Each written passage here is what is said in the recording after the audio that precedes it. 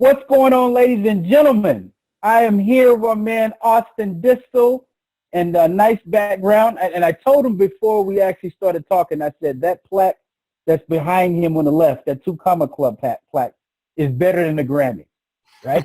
So first, I want to say I apologize for my background, guys, because some of you guys know that I've moved to the Black Hills, and I'm still in our Airbnb, and stuff is still in the garage, so it's kind of all over the place. We're entrepreneurs. We can, we can definitely make sure we can adjust to any situation. So, Austin, first, man, I want to thank you for coming on today, man, for taking time out of your busy day. Man, I'm glad to be on here. Thanks for having me. Okay. Now, I'm going to ask you an interesting question. Sure. Because I remember when I was about 12 years old, my friends and I were sitting around the house and was like, man, we need to make some money. And the only thing I could think of, and I was in Memphis, Tennessee, and we saw these, his mom had a lawnmower outside. And I said, man, what if we just knocked on some doors and saw if we could mow some yards? And before you know it, we knocked on maybe 70 doors. We just hardcore that day. And we had 50 yards. And I think we were charging them something like $20, and some of the yards was big. Didn't you have a beginning of something like this with some lawnmowers? Yeah, man. So when I was 12, I was pretty much fed up with asking my parents for money. I wanted to be able to do my own thing, live in my own way. And I really wanted to grow my lava lamp collection. So I went out and because I couldn't, I was too small to push a lawnmower. I had to go out and walk dogs and save up enough money to buy my first riding lawnmower for like $500 at a garage sale. And that was the beginning of my entrepreneurial career. So you walked dogs first because you felt that you were a little too small to use the lawnmower. Dude, I was a skinny kid. Well, hold on. Who gave you that idea? Dude, I just wanted to find a way to make money, and I love pets, and so there's a lot of neighbors in town that had a ton of animals that they needed walked before because they had maybe late jobs. They got home at 8 p.m.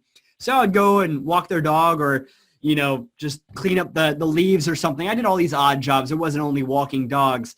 Enough, though, to save up about $500. And then by the beginning of summer, bought my first little riding lawnmower. Riding lawnmower. So you were better than me because I didn't have a riding lawnmower. I had to push. But what city are we talking about?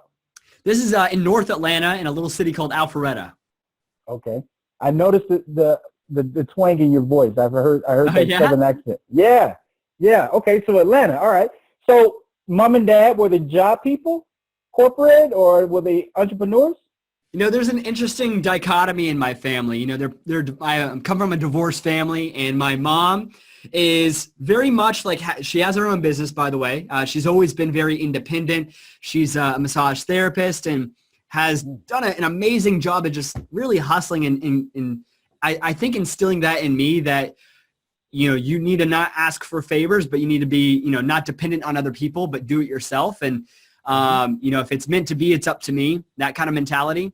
I watched her work 3 or 4 jobs in the bartending industry while I was a kid to put herself through massage therapy school and then start to grow her own practice. And today she's one of the best massage therapists in Atlanta.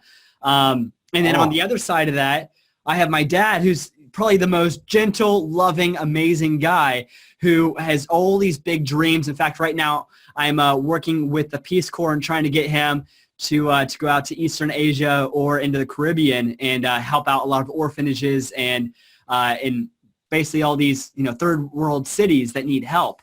And so I look at my two parents, and they're very different, but it was the combination of both of them that I feel like has this weird experiment of Austin Distel, as who I am today, because I feel like I've taken, both ideas, both kind of personalities of my parents and made it my own. Now, I wrote a book called How to Find Your Passion Now. So I'm when I hear, I always feel that sometimes with people who are entrepreneurs, it's not something that we just picked up ourselves. A lot of times we could find some clues with the mom and dad. So I see your mom massage therapist, and I noticed, I like how you you basically describe your father with all these big ideas, right? And also sometimes with big ideas, I see a lot of ADHD things, sometimes whatever. But do you believe that the guy that you are right now, did you pull some of that from them in order for you to become an entrepreneur? I believe that we are a product of our environment. And, I look at my parents, I look at the environment that they created for me, allowing me to not really have a lot of structure. I was able to create my own structure. And because, I was in a divorced family and I'm a single child, I was able to, I needed to have my own independence. I needed to get off the bus, lock myself in the house, make my own dinner by the time my mom got home from her bar job at 8 p.m. And so there's a lot of independence there. And it's actually from that very early on at like 5, 6, 7 years old that it almost became a necessity in my life that I have my own independence. And then later on, I saw money was, the major catalyst to independence. It was the only way that you could truly be free and to make all the decisions in your life, because a lot of us make decisions based on the money that we have. We read menus from right to left instead of left to right. Before we, get a pair of shoes, we look at the bottom of the shoe to see how much the price is, and we don't choose shoes based on what we actually want. And so at an early age, I wanted to be able to just make those decisions myself and not have to ask permission to do things. Okay, so I like to be spontaneous. To your right, you have a sign. It says, go fast, break things. What does that mean? Here's a problem that a lot of entrepreneurs, a challenge a lot of entrepreneurs face every day, is that they think it has to be perfect before they launch. And in fact, the iPhone 1 was not perfect by any means, was it? Right? And they knew that going into it. They knew it was a flawed system, but they had to get the MVP, the minimal viable product, to break through. And they knew that they were setting the stage for a lot of things to break, but for progress to supersede perfection. And that's a balancing act that we all struggle with every day. And personally in my life, I struggle with it a lot. Do I make this perfect before launch, or do I just launch it and then progress on what I've launched? And you notice that all the great companies, they always launch it, and then they progress on top of what they originally launched. While a lot of the losers are the ones that we don't even know about. They took so long to perfect that somebody else beat them to market, and then they perfected it as they went. And so if we try and all the time perfect this thing, and then there's always going to be more tweaking to be had. So know that there's never an end to the perfection, right? You just always try and tinker a little bit more. And maybe you do this with your website, you do this with your logo, maybe you do this with your product and your code. But our philosophy here at Proof and what we do in our company every day is we launch beta products all the time. We're always innovating, and then we have a feedback loop that's telling us what people want, and we constantly are agile and we change upon what the market says. So we launch something that's close to what we think they want, and then they tell us what they actually want now that we've launched, we've set the idea in their head, and we build the product for them and not what is perfect in our mind. Because here's what I promise you. You're going to spend a lot of time perfecting a product that nobody wants. And you'll realize you wasted a ton of time trying to get to this perfect place that was really just a waste of time and money. You made me smile inside right now, because I've been in sometimes with these groups of people who are not entrepreneurs, who are definitely job people, who in their mind, if you make one mistake, they'll just erupt in laughter, or they'll say, why did you do that? He doesn't know this. But I'm like, but you mentioned the iPhone. There isn't an iPhone that I've seen that has been released that hasn't had bugs in it. That hasn't had to be, everyone that's released, people buy it, the line is full, and there's problems with it. But that's with anything. And could you talk a little bit more about perfection? Is there a such thing as perfection in entrepreneurship? No, absolutely not. And here's why the school system has failed entrepreneurs, is because they do, an A, B, C, and D.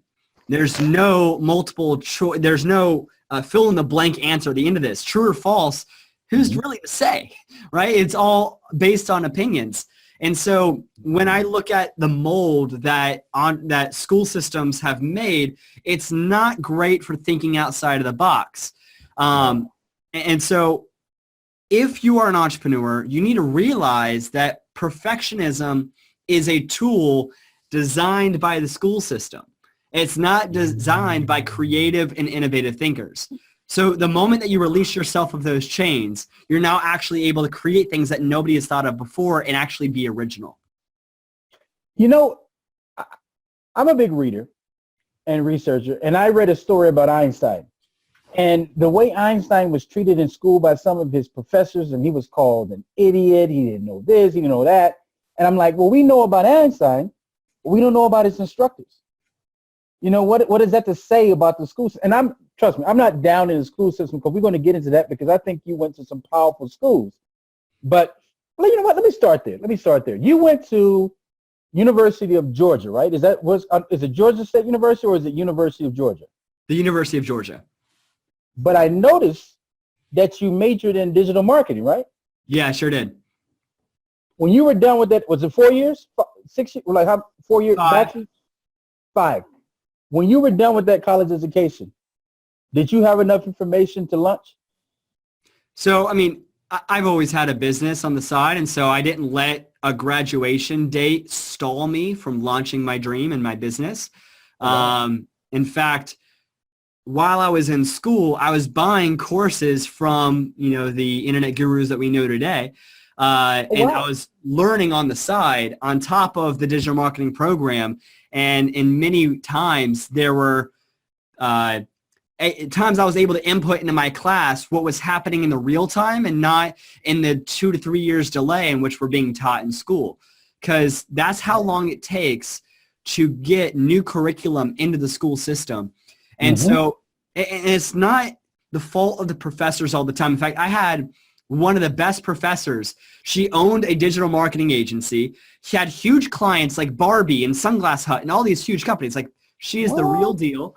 And she practiced what she preached. She's not just, those who don't do teach. That's a common saying. She wasn't that mold.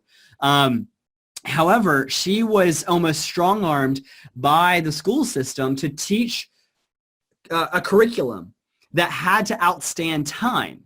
And so often it's very wishy-washy and very high-level strategic rather than in the weeds what's best practices today.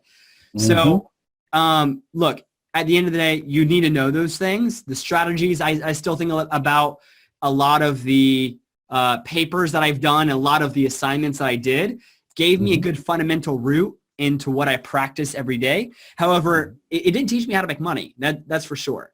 So I bought courses online to teach me real-world strategies of how to apply the philosophies taught in school to the real-world practice of my business.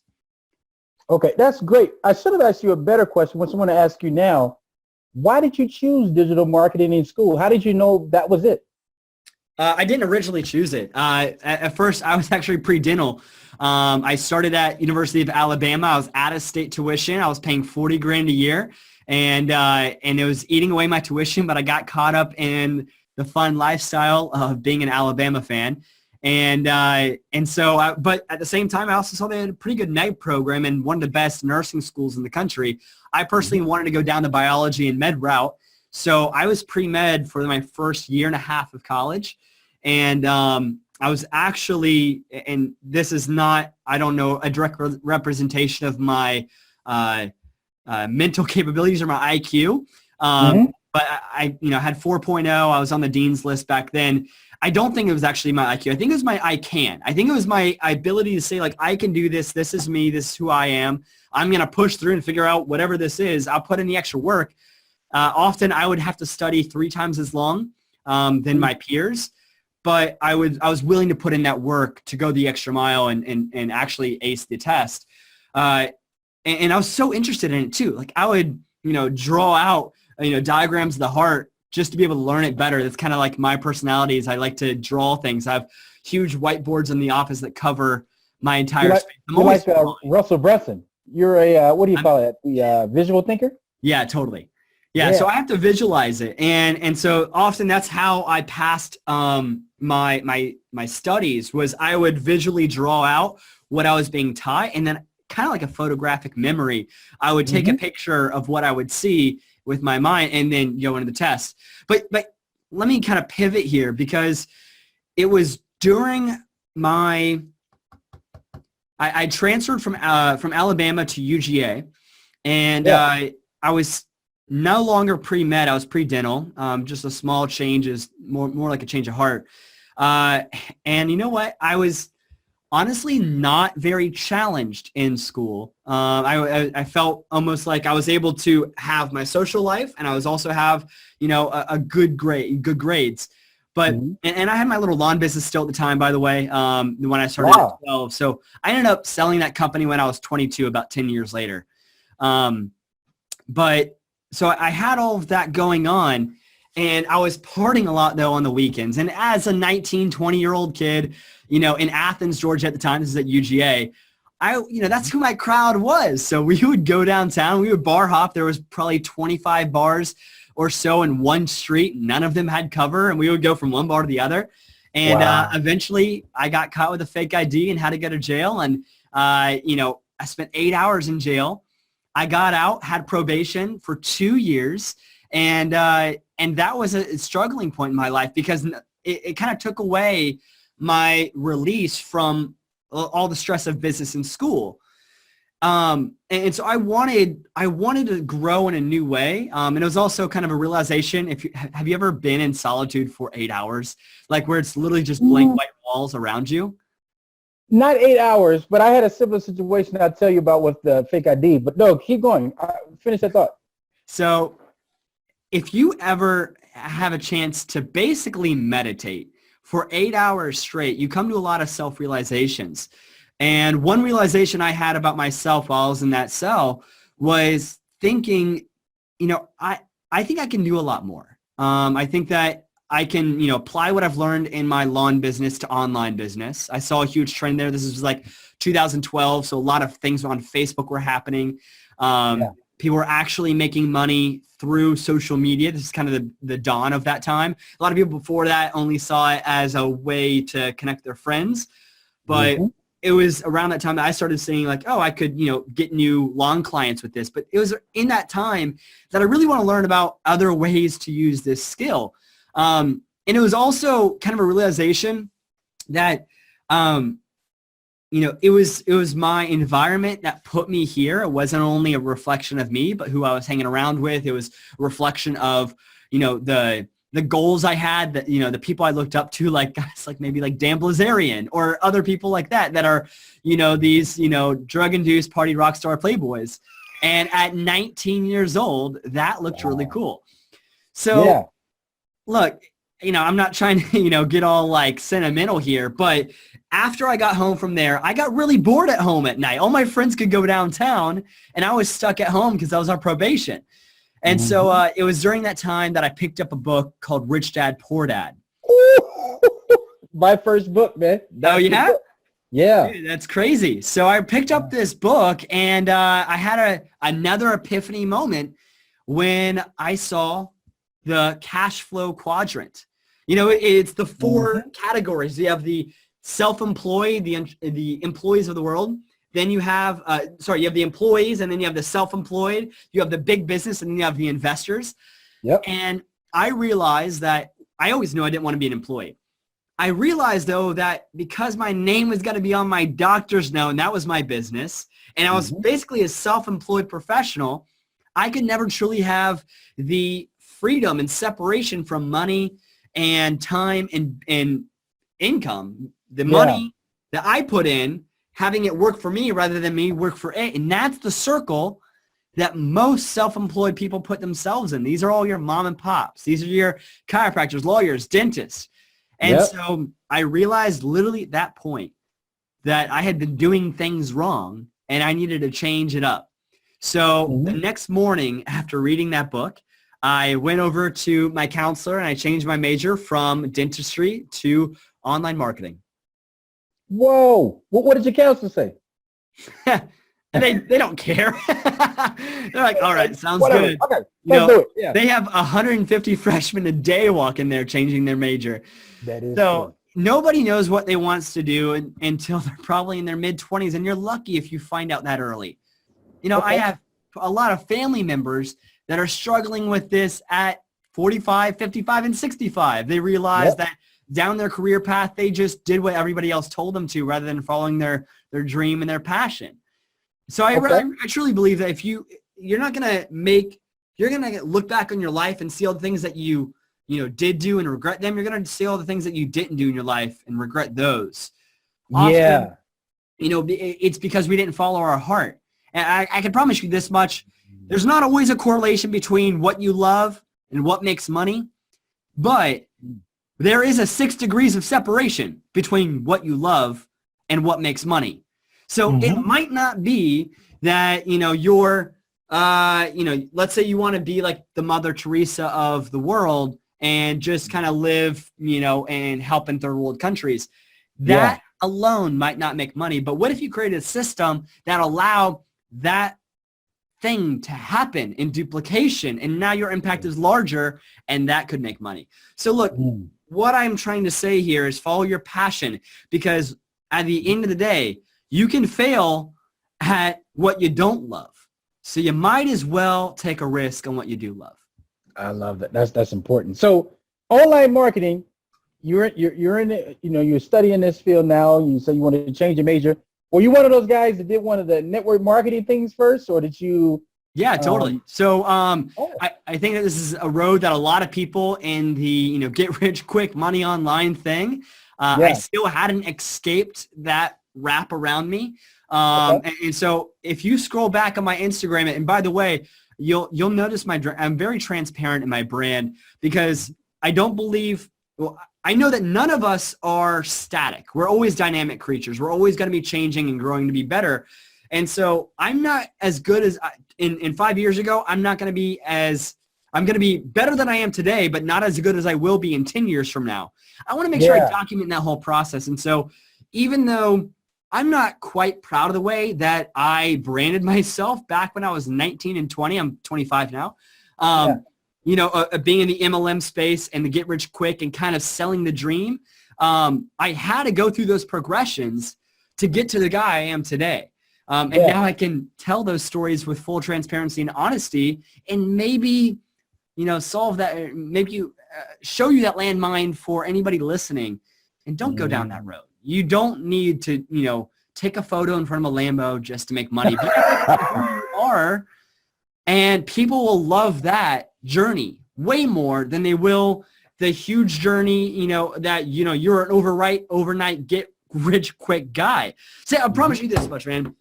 Superman is nothing without kryptonite. You are not an interesting character if you're always winning. You got to show the highs and the lows. I like that. And so I look back at my old self, and you know what? I'm like, I'm so glad I progressed. I'm glad I went through those. And, I think I learned a lot. I did the trials and tribulations to be wise today. But you know what? I have nothing really that bad to say about the overall industry of MLM.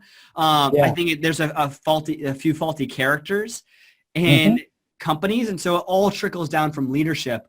I did fairly well in the company. I got the top 3% eventually after 4 years. Got 8 of my friends into paid BMWs and Mercedes and stuff. And like, that's cool. And like, we had a great time. A lot of my best friends are from that.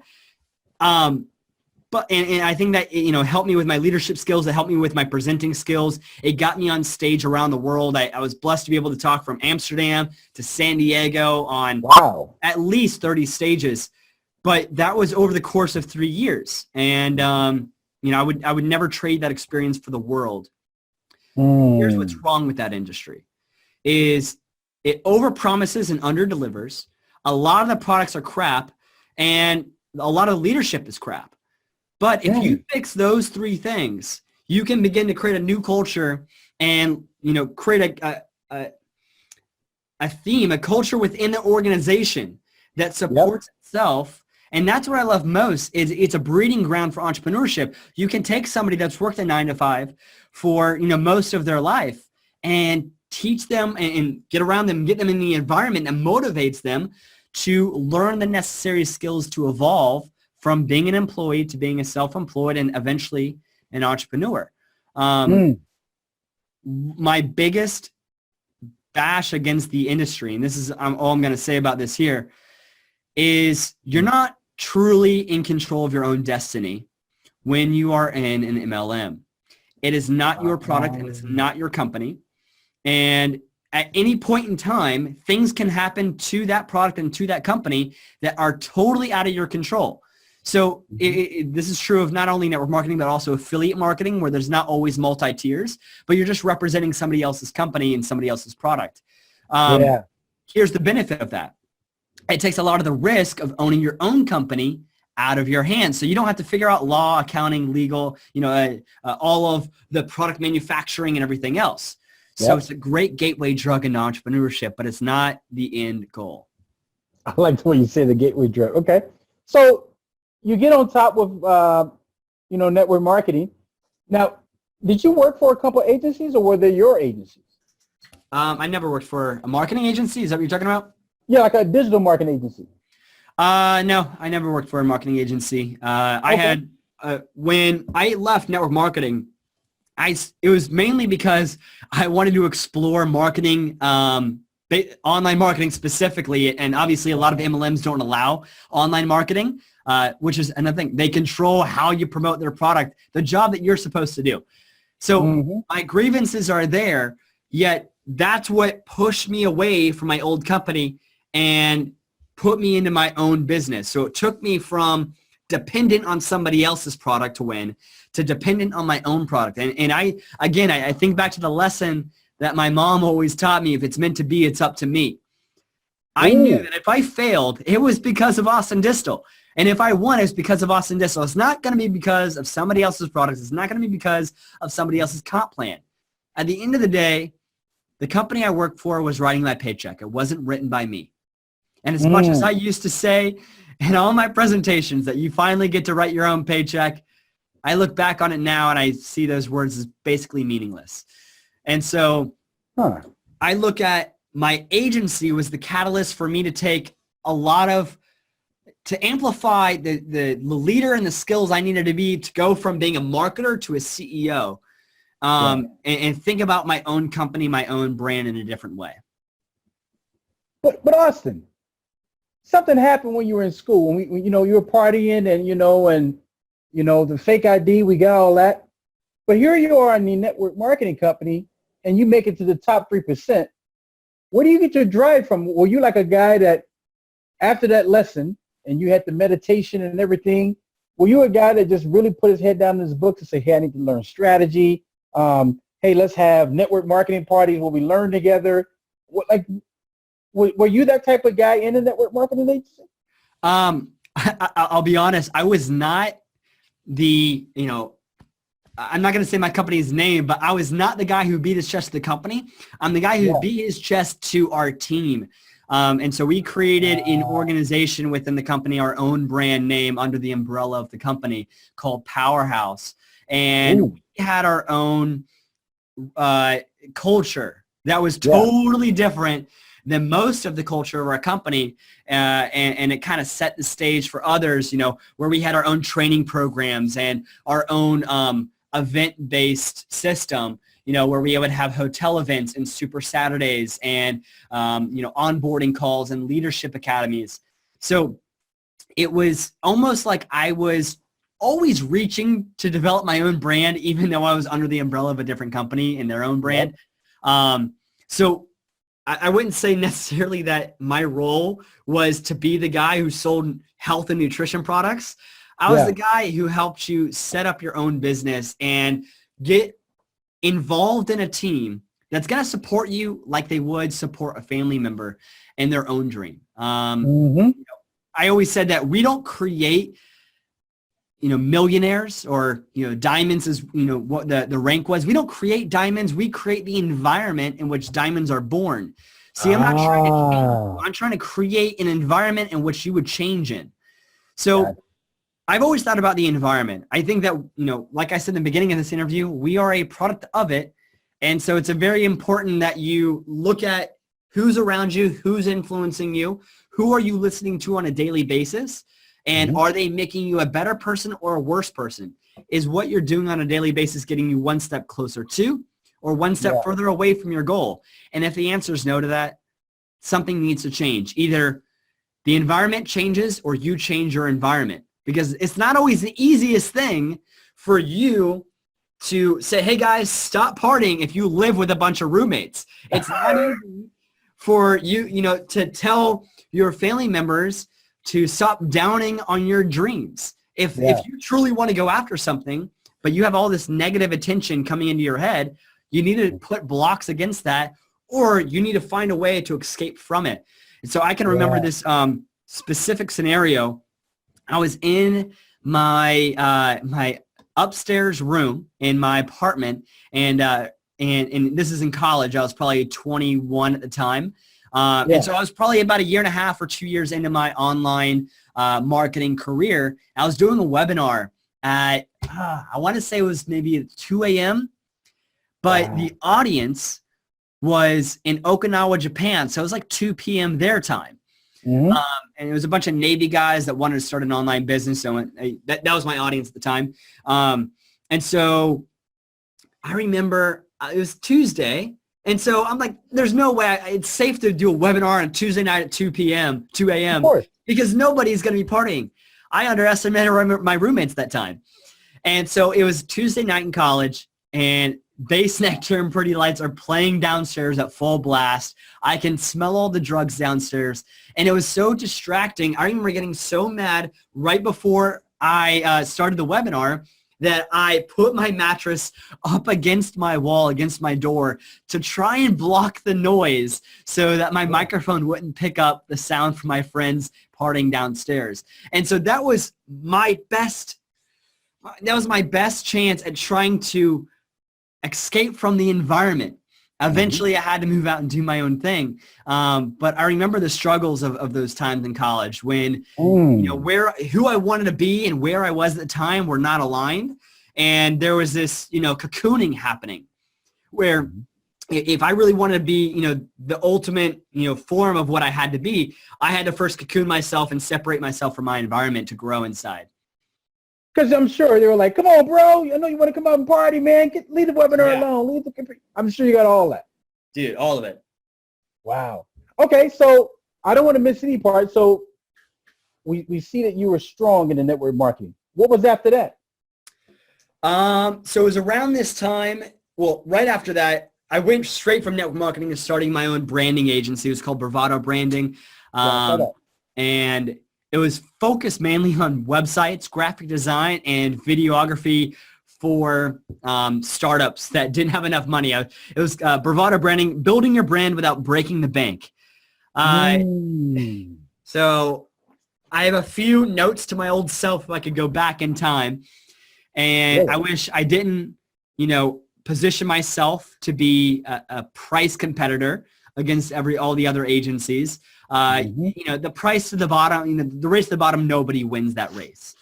So I wish that, I was able to, rather than being a competitively priced, be a premium price and offer premium services rather than being a discount or an economic price for economic services. I wouldn't say I was the best at what I did, but I was good for what you get. And so I was undercutting, all my competition. Websites at the time were going for about $2,000. I was able to do them for about $800. Also, I did a lot of the work myself. So I was, again, self-employed. Even though I made sure my name was not a part of the company. It was not Austin's Lawns. It was Bravado. I knew that one day it would be sellable. I wanted a sellable business, so I was creating an asset. It wasn't reliant on me to make money. But at the end of the day, I created another trap for myself. It was a jail. And it was basically, here's what happened. I was a freelancer. I would go out. I would sell a couple websites, make maybe $2,500 in a month. I would then do all the work myself in month 2. But because I was focused so much in my business, I had no time working on my business to fill that pipeline. And so now I had no sales on month 3, back to being broke. So this roller coaster ride of feast and famine controlled my life for a year and a half. And finally, I was fed up with that. And I said, I need a new structure. I need to hire people to do the work. I need to do what I'm best at, which is sales and not graphic design and not a website design. And so it was around the time I started looking at hiring. How do I outsource? I read the book 4 Hour Workweek, which maybe inspired me to go and get, maybe go on Enveto Market or, all these other, elance.com, Fiverr, try and get those people. But I realized like, crap, they all suck too. And they're just trying to get, lowest bang for their buck. So I realized then I needed to hire A-class guys. And then I started seeing ads for a dude named by Dave Rogenmoser. And it was all about how to start, systemize, and scale your marketing agency where you're not the bottleneck. And you need to go out and sell retainers that are recurring. So you don't have the pipeline flaw, and you can have a business that's being built over time, a client base, a book of business, rather than projects where one project just leads to the sale of the next project, but it doesn't continue. It doesn't, forecast future profits, which is the only thing that's an asset for a business, is how many future profits does your business prepare to make? So I needed to make, a retainer structure that could build on itself. And that's when Facebook, Google AdWords, and SEO became my 3 main service offerings. And then he taught me how to outsource the fulfillment of those 3 service offerings to contractors that were not D-list, on Fiverr, but they were the best of the best. They got your clients good work. They represented your brand really well. And these are called white label agencies. In the same way that a lot of products are white label products, like if you go to Publix or a grocery store, they're not in the business of making, crackers. They just put their brand name on the crackers and let somebody else make the crackers. That's not what they're in business for. And so you might not be in business for SEO, but there's going to be somebody that's a very good manufacturer of SEO skills, and let them do the fulfillment on that product, and you put your brand name on it. Okay, I got you. Okay, so it seems like you're learning something each business. You learn something in the network marketing. You learn something with your website business. Now, what's next? Okay, so that was a course called 6K Success. That was the course I took. I was in college.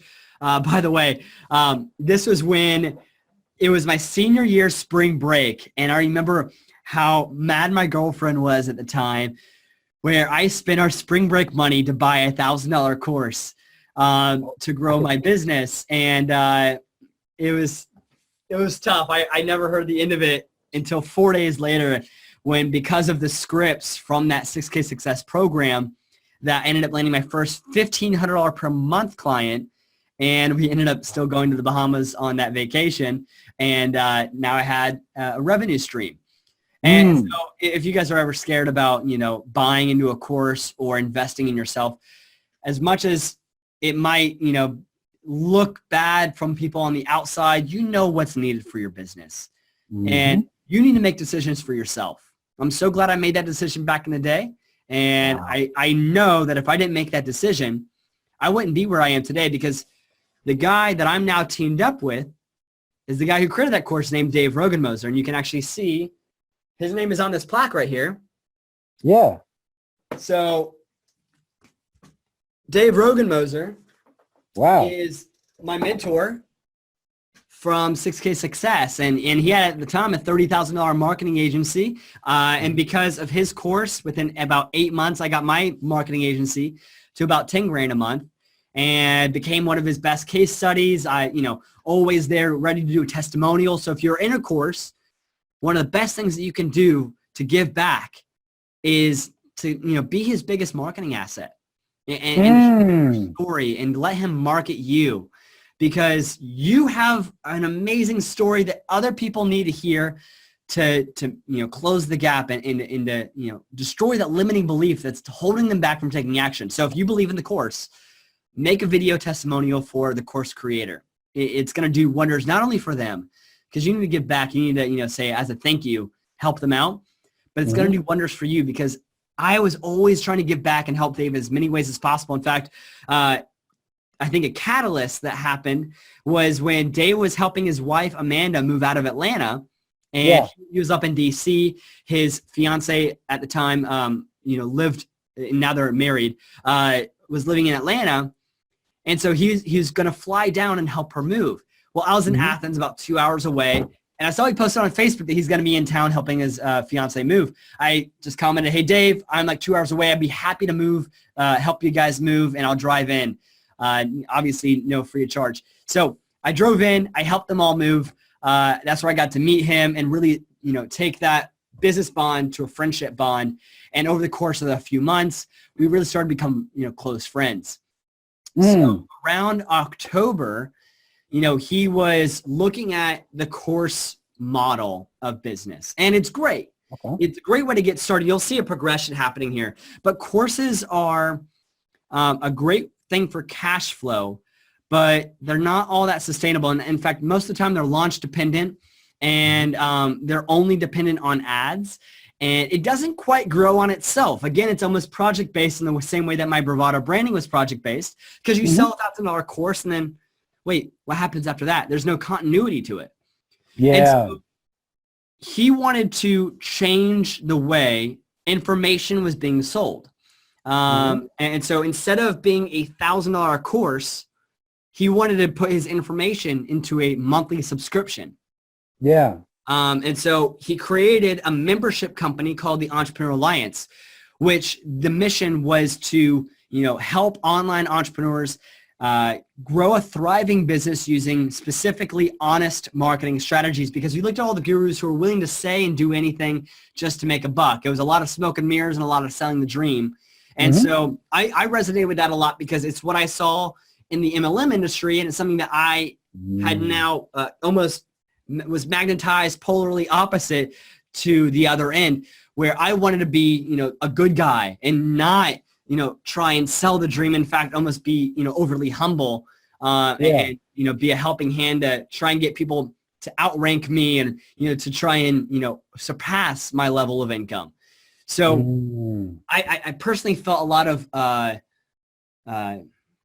I felt really connected to the mission that Dave held for the Entrepreneur Alliance. And so, I expressed my, eagerness to be a part of this. And, maybe a month later, he, messaged me at maybe like midnight in October, said, hey, Austin, I would love if you moved up here and be, was our head of marketing for EA. So I literally packed up all my bags and then moved up north from Atlanta to around DC here in Annapolis to be a part of this company. And eventually, we grew into becoming Proof, which, I'm repping here today, which we can talk about here in a little bit. Yeah. Okay. Before we talk about Proof, is that the next step? Like we talked about where you transforming into. What was the next big thing after that? So, started going from courses and even helping him, promote 6K Success, the very course that, defined me. And then, added on, I started interviewing a lot of other big names in the online marketing space and create what we called masterclasses. Every single week, I got guys, the guys who created, the Dollar Beard Club all the way to Best Self Co. Pretty much anybody that used online marketing as a way to build their company. And so... Hold on. Did you just say you have guys that created the Dollar Beard Club? Yeah. You helped with that? No, I interviewed them to create masterclasses and explain how they used online marketing and the funnels, the advertising, all the campaigns that help build that company, and use it as a training for our members of the Entrepreneur Alliance. Got it. Okay, keep going. Yeah. So, throughout this entire year, by the way, I had never been on camera really professionally before that point. This is January 1st, 2017. So the early beginning of this year. I had never really been on camera before, and it was something that I knew I wanted to grow that skill. So I knew that I needed to just commit. I needed to put it on the calendar. See, nothing's real until you put it on the calendar. That's true. So I had to, basically commit to not only myself, but all the members of EA that I would interview an expert for about an hour. and get them to tell us in all transparency and with all authenticity why their brand performs so well with their online marketing. And so it's really like with the mission of pulling back the curtain and having no smoke and mirrors with online marketing. Not only what they did, but the results of what they got. True numbers. You know, why this affected this. Yeah. And I love the community that has been fostered out of this mission, because you look at our community today and I feel like they're the most authentic group of people. There's no promotions. Wow. There's no affiliate, you know, just trying to, you know, jump in there and do almost backdoor sales. Everybody is there only to deliver value and help you out. And no question is too novice to ask. Anybody is willing, you know, even guys that are making, you know, upwards of $1 million a month are helping guys that are responding to questions to guys that are making $100 a month. And so I think it's so cool, the camaraderie that's happening in EA. And in fact, I'm not sure when this is releasing, this interview here, but in fact, we've actually now combined Entrepreneur Alliance and Proof to be, in fact, one product where when you get started with Proof, EA is now a part of your membership. So yeah, no longer is the Entrepreneur Alliance $30 a month. It's now Conversion Club included with your Proof membership. Holy crap. Yeah. That's an amazing value. Yeah. Okay, so Proof, I have to say this. Can I talk about it now a little bit? Let's do it, bro. I think it was Mentor Box. It's a book club. Ty Lopez is affiliated with it, and I was seeing, you know, they were selling a program, and I saw these things kept popping up in the middle of the, you know, on the left side of the screen. I'm like, what is that? And it said, oh, Dave Sanchez bought this, or, you know, Ronald McDonald bought this. Not Ronald McDonald as a fictional character, but people were buying things, and it just kept coming. I couldn't stop paying attention to it, and I have to say that it made you want to buy. And when I saw that, I was like, that's genius. And I remember going off the site and going to Google and typing in Proof, and I found other companies that were using that. So I want to just talk about, how did that even happen? How did you guys come up with that? You know, interesting enough, it came because we were solving a problem for the customer, you know, that we loved. You know, here's what a lot of entrepreneurs, and this might be one of the biggest takeaways that entrepreneurs get from this interview. Too many people are looking to create a product and find customers for that product. What I'm telling you to do is erase that mentality and not create and not, you know, find customers for your product, yet find products for your customers. If you lead with them in mind first, you will build products around what will help them get the result that they want, fulfill the dream that they have. So we are building this community of authentic online entrepreneurs. And we're thinking about ways that we could help increase your conversions, help increase your sales on your website through honest marketing strategies, through things and tactics and strategies that worked really well that still had integrity. And we understood the idea that social proof. In fact, one of our best campaigns for the Entrepreneur Alliance was what we called the social proof campaign, where we didn't talk at all really about our product. We talked about, you know, maybe the benefits towards the end, but we mostly talked about the result our products got for other people, testimonials, video case studies, you know, promotions of where we've been featured and why people like us. So it was never coming from like, look how good we are. It's coming from kind of bringing together the voice of everybody else to share how good we are.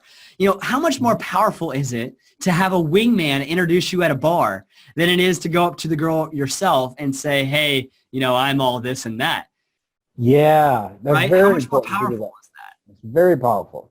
So we realized that we don't want to talk about ourselves. We want other people to talk about us and share that story. So what are ways that we can do that? And, you know, we looked at, you know, a full campaign all revolved around this. And it was actually, it's funny, the way that Proof came around, specifically the software, was Dave was shopping for his 1-year anniversary trip to go to South Africa for an African safari. And he was shopping on Hotels.com, Expedia, and all these other, you know, Priceline companies. that, we're showing you 10 people just got this, booked this airline flight. 20 people just got this hotel room. And, there's 5 spots left, and all these other social proof pieces that were automated. Things that showed not only, popularity, but it was true, it was authentic. You can't, pay some Fiverr guy to make a fake testimonial. These are real things happening in real time.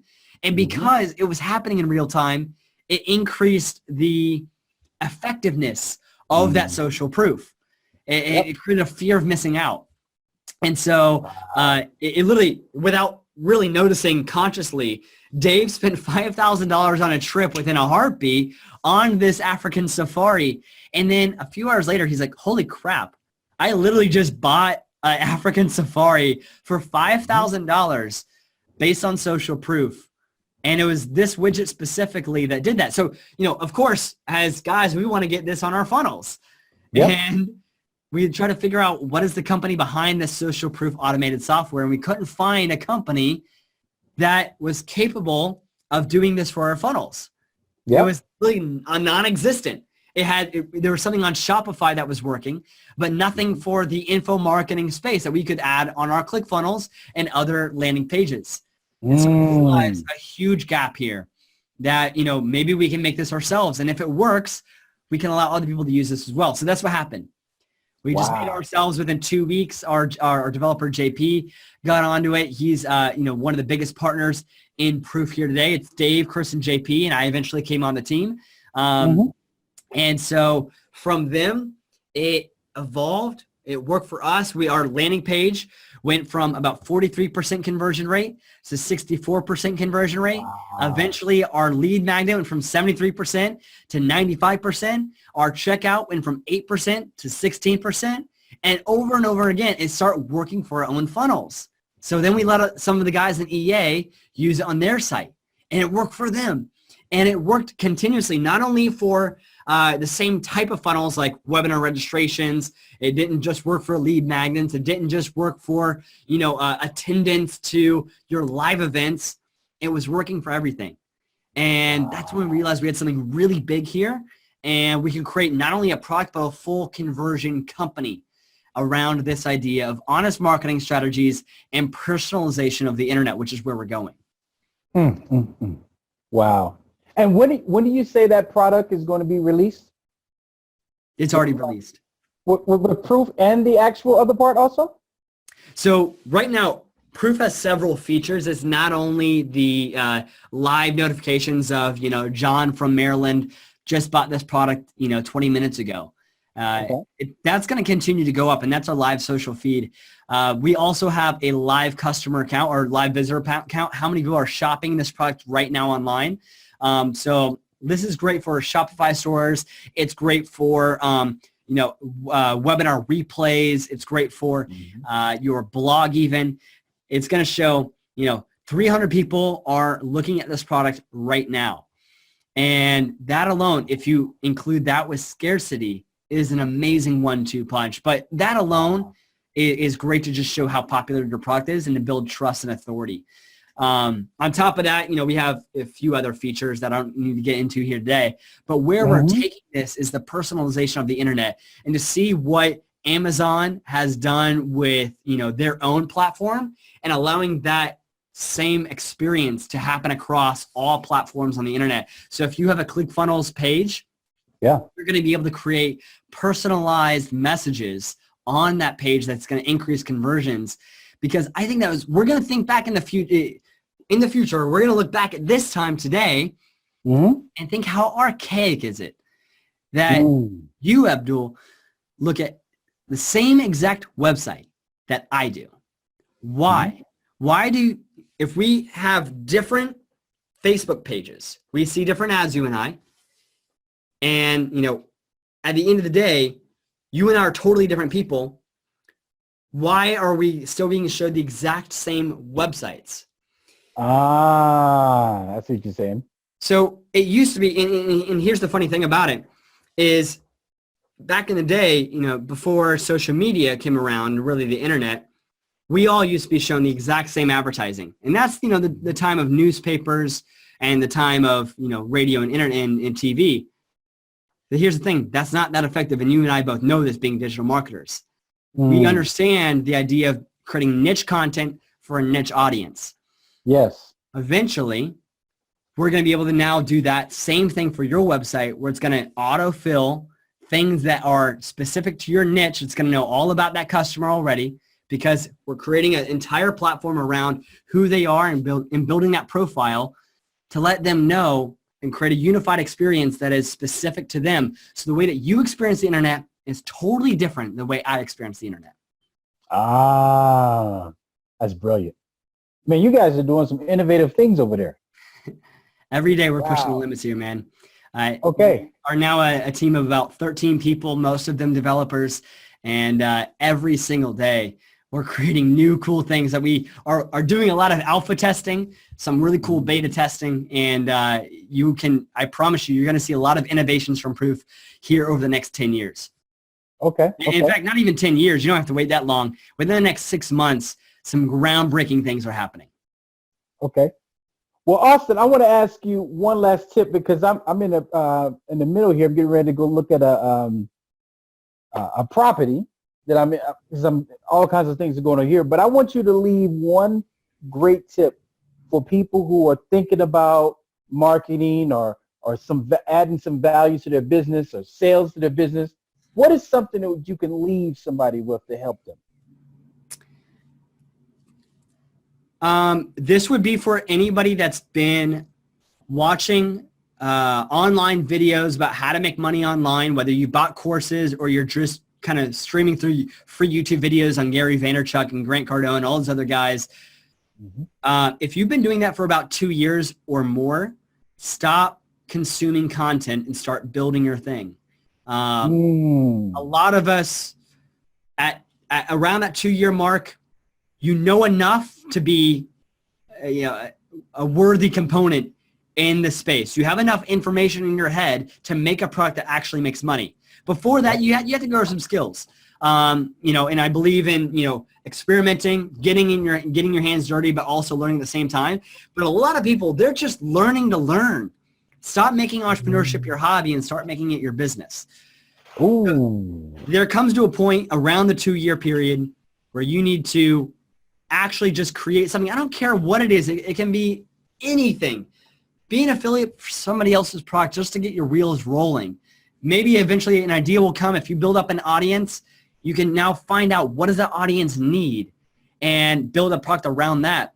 So let's use an example, because I want this to be actionable for you. Give me an audience right now. Give me an audience that you can think of, and make it really specific and really niche. Let's just say, and maybe you would consider an audience of beginning entrepreneurs who are trying to. No, let's get out of the. I don't want to be, entrepreneurs teaching entrepreneurs. Let's get out of that space. Make it real world. Real world. Okay. Maybe someone selling shoes. Selling shoes. Yeah. All right, great. So here's the funny thing about shoes. Shoes, everybody needs shoes, but there's niches within the shoes. There's even basketball shoes. That's a sub-niche. That's like a category. If you have the market is shoes, if you have the sub-market would be, let's say, basketball shoes. And then there's a niche, a specific niche to an audience that needs a product that is going to be specific to helping them achieve a result. And this could be, for example, getting a high jump, a high jump. So you're going to create a shoe around the person that wants to create high jumps. Not only are you going to create a shoe, you're going to create everything that's going to help them get the end result. So, for example, Proof, we know that our end result is high conversions. That's all you want. You don't care how you get it. You don't care about our software. What you care about is the result. We're not selling software. We're selling result. The result is high conversions. Proof is one way that we're going to get you high conversions, and it does work every time. Your shoes are going to help you increase your jump height. That's your product. That's our software for conversions. The shoe is for the high jump, but that's not the full story. There's other things that are going to help them get a higher jump. So maybe you have a training program that comes with the shoes, taught by guys that are really good at jumping high. So you're going to get endorsements from all the top NBA players that jump really high. You're going to create a YouTube channel that's going to have tutorials on how to increase their jump height.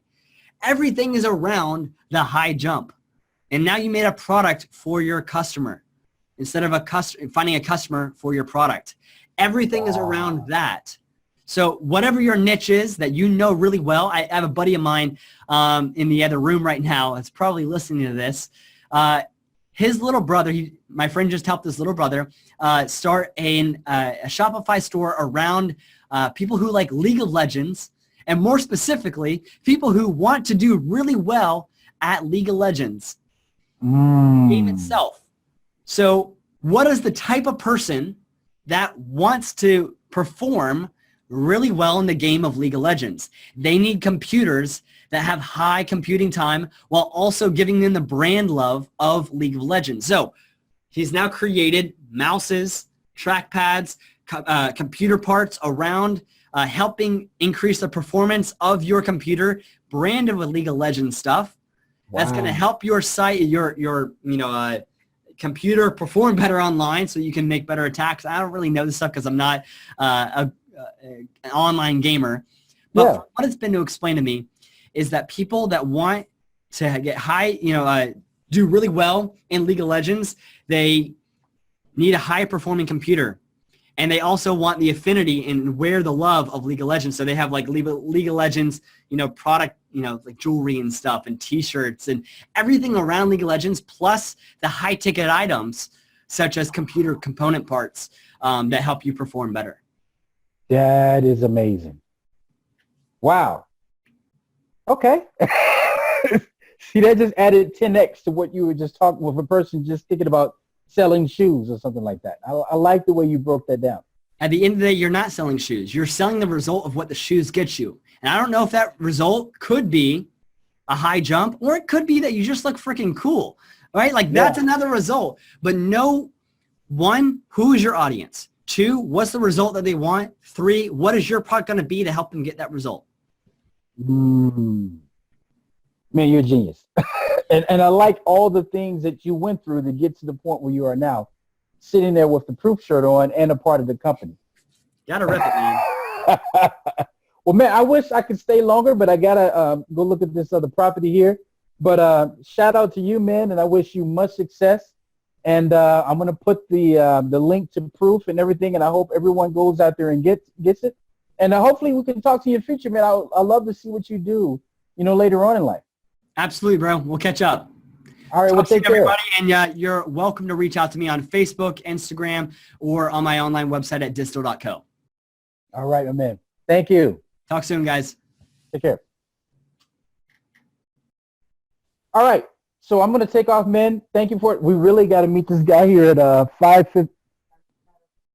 Oh, we already met him. But yeah, I'm going to go follow up with my wife or whatever. So she's probably mad like your girlfriend was with those tickets right now. There you go, bro. You got to do what you got to do. Got to do it, man. But take care, man. And when is this releasing, by the way? Actually, probably by the end of this week. So I'll pass it on to my virtual assistant. We'll chop it up. And probably by the end of this week. So maybe Friday or Saturday. And as soon as I get it, I'll send it over to you. Okay. Perfect, man. All right. Where are you at now? Are you in Maryland now? I'm in Maryland now, but in 3 weeks I move out to Silicon Valley. Oh, Silicon Valley.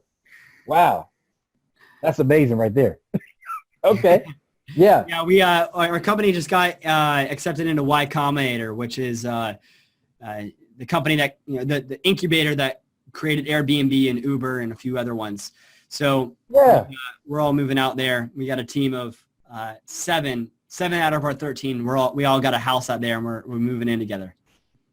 It's funny because this is the Airbnb we're in now. Nice. Turned into it. So the guys that created Airbnb, you moving in with them?